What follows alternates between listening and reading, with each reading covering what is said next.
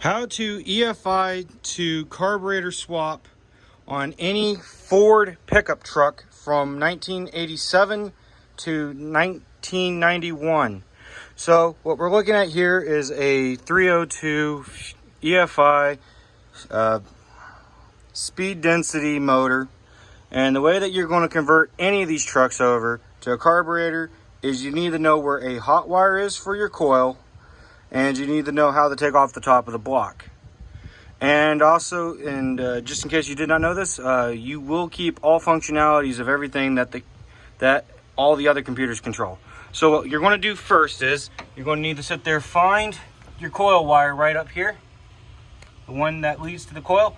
You have on one side right here the green one.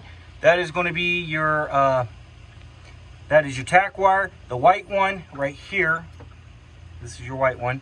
That one is your hot. That's the one that you're going to hook up to your distributor.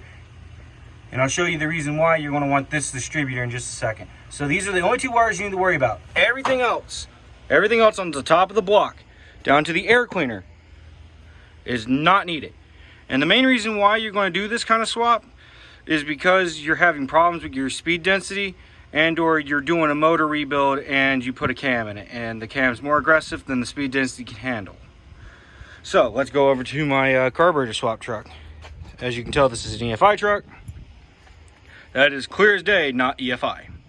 So Summit Racing sells a Protronic style Chevy coil on head distributor, and you'll have your tack wire, it's in green, and the red wire is going to be your coil wire. If you do an electric choke, you can plug it into this because this does have enough voltage for that coil on head. Now you're going to run anything else, you can run it on this, I forget which one this is. This is one of your fuse relays. The red wire here is hot, your hot. So you can run electric fans and stuff. So what you're going to do is you're going to take off your intake manifold. Of course you shouldn't. There's plenty of videos on how to install and take off intake manifolds and how to replace your distributor. Carburetor wise, a 600 CFM will do for all three block sizes. In the gas motor, well, actually all four block sizes. Well, I mean, the 4.9 liter you could probably get away with 500, but 600 CFM would probably be just fine. So the 600 CFM vacuum secondaries on these motors, they like the yellow spring. If you're running stock cam, which I am, you'll end up hooking your brake booster to your PCV valve. I'm just running my PCV lines straight to the exhaust, so I'm doing exhaust vacuum on that. I got some headers on here as well. You can run the standard Duralast spark plug wires. I mean, they kind of suck with the clearance between a 13-inch air cleaner. If you're running this distributor, you cannot run a 14-inch air cleaner, only a 13-inch, and the Ford Performance Racing one will work just fine with it. Now, when we come down to the wiring over here, all you need to keep is your electric all you need to keep is your AC wire, and then the only other wire runs to the coil. Runs to the distributor coil. Vacuum secondary, you can make that fit. I walked my distributor over just a little bit, so it should be a little bit farther over here, but I walked it over here, so I timed it slightly differently. You could also do it straight out in front if you want to. It just puts this wire farther over. To run the AC, you can literally take your recycled vacuum lines, unless you're going to go fancy. I rebuilt this motor for less than $1,000.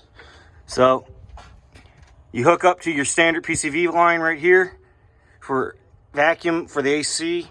Easy to do. 3/8-inch hose right here, runs all the way over to here. I have it teed off right here, so that way I can tell. That way I know what my vacuum is in the cab, so that way I can tune. Here's your standard brake booster. Oh yeah, wait, the brake booster's on the back. Duh, that's carburetor stuff. So the brake booster plugs in normally to the proper brake booster size.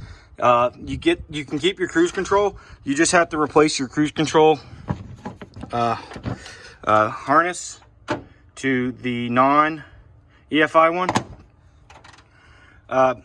You also need to change over to a 80 to any of the carburetor throttle linkages for the pedal. I made my own throttle linkage right there out of let me see if I can get it in view. Yeah, there you go. There's my throttle linkage. So yeah, you can make your own throttle linkage. I made mine adjustable on length. You can buy the fancier one, but I did this one for like 10 bucks. You can literally delete all the wires that are connected to everything, and you can run mechanical oil. I ran mechanical oil. I do have my regular oil wire as well. You can also run your standard temperature. I forget what color it is for the thermostat. And then again, when I got this truck, he had already cut off that wire, so I don't know what color it is. But these trucks were carbureted from 87 to 88 on the 5.8 liter and the 7.5 liter. So 351 and 460 block are carbureted naturally on these trucks. So you can follow that wiring diagram. The harness is going to be slightly different on this half of it, but you can always just do straight off the coil. Otherwise, you need a Duraspark box, and that's a pain in the ass. You can delete your air cleaner completely. I cut off right here, so that way I have more room to put stuff down in here and climb in the engine bay. Your starter wire and everything else is normal. Your RABS computer and your cruise control computer run independently of the ECU for the engine. As long as you have your speedo hooked up and the thing knows the vacuum on your cruise control, you'll have cruise control. The RABS computer is basically going to be based off of the rear axle speed versus the transmission speed. So that's a separate computer on its own. All three computers are located underneath. Let me unlock the truck. I forgot that I locked this door.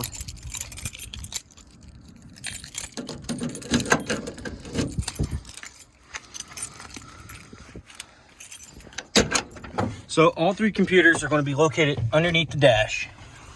And so we have our right here. This is going to be, that's our RABS computer. And that right there. So right in front of RABS, right here in front of the RABS. Let me see if we can. Okay, so this black box right here. This is your ECU.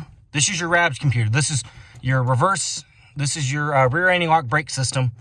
And then the cruise control module is right beside the RABS module.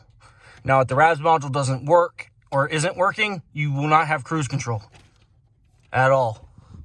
And that's how you can carburet these vehicles. Oh yeah, and the pedal linkage just links up right into here. The gap should be all right if you're with the carburetor. Your biggest problem is when you're dealing with the automatics trucks, because the automatic trucks, you have to connect your kickdown linkage. If you're running the Summit Racing carburetor, is right here, and you'll just run it straight down to your AOD. Or, well, you can't do this with E4OD, so E4OD is off the list unless you get the module for it. Your ZF5s, your M5ODs, your AODs, and C6s will bolt right up to a carburetor. Standard Edelbrock works just fine. All your plumbing is the exact same. Be careful with your thermostat housing, because the zinc on these things are known to crack. And if you're unlucky like me, you end up cracking it and then just buy the fancy ones by CVR. This vehicle was equipped with a 3rd gen alternator because it had a 99 block swapped into it before I swapped in this 5.8 liter. Had a 5.0 in it, and it's an F250. It's weird. So she had a 3rd gen alternator. They do sell this alternator at Napa, and this bolts right on, and all you gotta do is run your 3rd gen wiring straight into the harness, and you don't need to worry about your a fusible link or any of that. Water pump. works the exact same as long as you do the counterclockwise rotation. Other than that, the only other thing I can think of that would be a hindrance on starting these things up is fuel pumps. So you can run these things with the electric pump only. It's not good. You gotta put a pressure regulator on it, but you see, that's a fuel line. I have a mechanical hooked up to this thing. You probably see it. Yeah, you can see my mechanical right there. So I got a standard 7 PSI mechanical hooked up to this thing. If you do not hook up your, the electric fuel pumps to the system, you will run off both tanks at the same time, from what I can tell, because I did that on accident. But if you're going to hook up to the, if you're going to put the pumps in test mode, what you'll want to do is you'll make a ground spot. You'll take one of your scrap wires, you'll shove it into this prong right here, and this one right here will turn the pump in the test mode, so that way you can run it. And of course, with all carburetors, you have to pump the pedal first to turn it on, but you should know that probably. So then, yeah, that's everything covered.